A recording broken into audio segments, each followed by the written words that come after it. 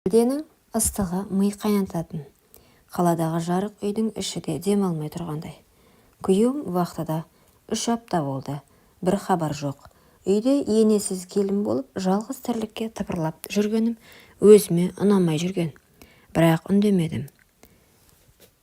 Қайын ағам күйеуінің туған інісі, жас салмақты үндемейтін. Бір үйде бір апта қонақтап қалды. Іс-сапармен келіпті. Сол күндері менің де ішім пысты. Күйеуге шыққалы көп нәрседен мақұрым қалдым.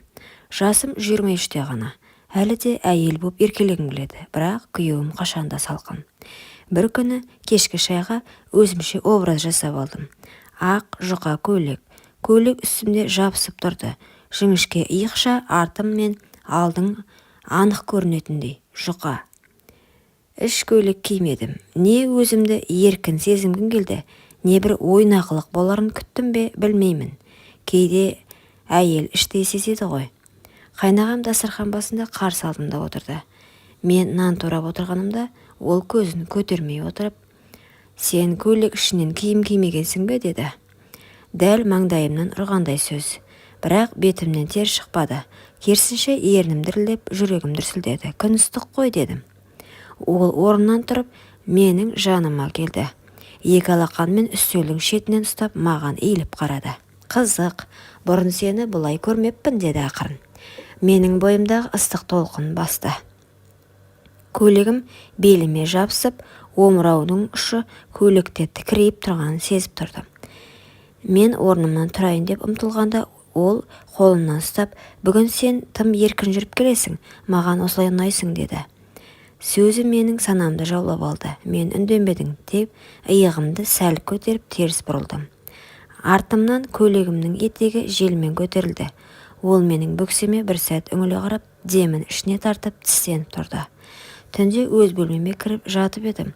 Терезе ашық, бөлме іші самалмен толып тұр.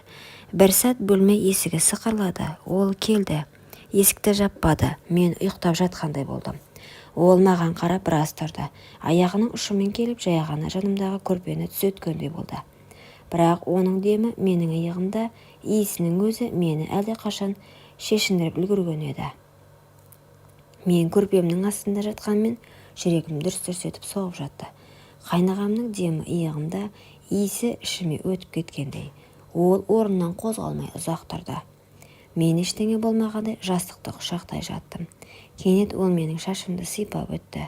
Сол сәт денем тоқпен шарпылғандай селк етті. «Кешір, бірақ мен сенің денең үндемей шақырып тұр» деді. Мен ештеңе демедім, тек демімді терең тартып, иығыммен сәл артқа сүйеніп, оның алақанына тиіп кеттім. Ол түсінді. Қолын мойныма апарып баяу сипай бастады. Мен көзімді жұмып, еріксіз ернімді тістедім. Көйлек жұқа еді. Менің төменгі жағымды сипағанда ішімнен ыстық толқын жүріп өтті. Ол алақанымен арқамды жайлап сипап, көйлекті жоғары қарай сырғатты. Мен еш қарсылық танытпадым. Тек жамбасын сәл итеріп, оның не істейтінін күтіп жаттым. Көйлек бүксемнен жоғары көтерілді. Оның алақаны жалаңаш санымда. Мен ересек әйелдерді емес, алғаш рет тыйым бұзылғалы тұрған қыздай құштарлықпен ұстап тұрды. «Аяулым» деді, жылағандай дауыспен. «Сені бұрыннан аңсадым». Мен терең дем алып, ақырын ғана, «Бүгін үнсіз болайық» дедім. Сол сәт бәрі тоқтап қалғандай. Көйлек бір итеріп шешілді. Мен оның алдында киімсіз тұрғанымды сездім, бірақ ұялмадым. Керісінше өзімді әйел ретінде бірінші рет назарда, құштарлықтың ортасында сезіндім. Ол мені ақырын жатқызды. Қолдары мойнымнан, омырауымнан ішімне жайылып, тілім шықпаса да денем айтып жатқандай. Ол мені иіскеді. Омыраудың ұшынан сүйіп өтті. Бетім ыстықтап кетті. Мен ернімді тістеп көзімді жұмдым. Сол түн ол мені күйеуімнен бұрын әйел етті. Түн өтіп кеткен, бәрі үнсіз, терезе сыртында тек желдің сызылы ғана. Мен төсекте әлде оның құшағының ыстығын сезіп жатым. Көйлек жерге түсіп қалған. Тәнім шаршағанмен жаным ояу. Ішімдегі бір түйін тарқап, өзімді босатқан адамдай сезіндім. Кенет есік сықырлады. Мен селк еттім. Бірақ ол ғана екен. Қолында бір кесе шай. Көзіне тіке қарап, «Сен енді менің әйелімсің» деді, баяу ғана. Мен көзімді тайдырып, сенің ініңе тұрмысқа шыққанмын дедім, әлсіз дауыспен. Ол жанымда тізерлеп отырып шайды үстелге қойып, бетіме қарай еңкейді. Ол менің қолымды алды да баяу ернімді сүйіп алақанымен бетін басты. Сенің денеңнен кеткім келмейді деді тағы да. Ол қайта тізерлеп менің тіземе қолына барып баяу тізеден жоғарылай сипай бастады. Мен ыстықтан дір ете түстім. Тоқта дедім жай ғана, бірақ денем тоқтамай жатқандай. Ол қолын тоқтатпады, тек сұрады. Сен мені қаламайсың ба деді. Мен үндемедім.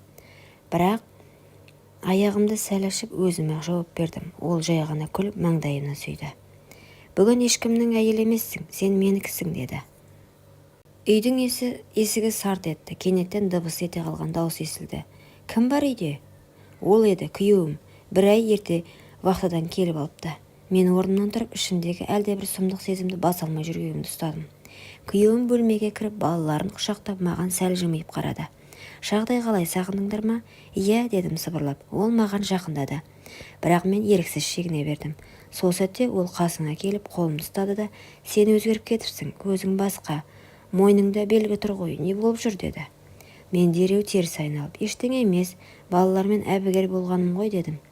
Кешкі астан кейін бәрі тынышталып, күн туа бере күйеуім жатын бөлмеде мені жанына тартты. Бірақ мен тартынбадым. Неге? Бұрынғыдай емессің. Жоқ, сенің денең өзгеріп кеткен. Жүктісің бе деді. Мен орнымнан атып тұрып, қой, тыныш жатшы дедім. Мен қалай жауап берерімді білмей қалдым. Тек көзімнен жас парлап төмен қарадым. Сен үндемеген сайын күдігім арта берді. Кімнен бұл бала деді. Сол сәтте есік ашылып, ол кірді. Қайнағам, менімен көзіміз түйісті. Күйеуім оған бұрылып, сен не қылып жүрсің? Бұл сенің шаруаң емес деді.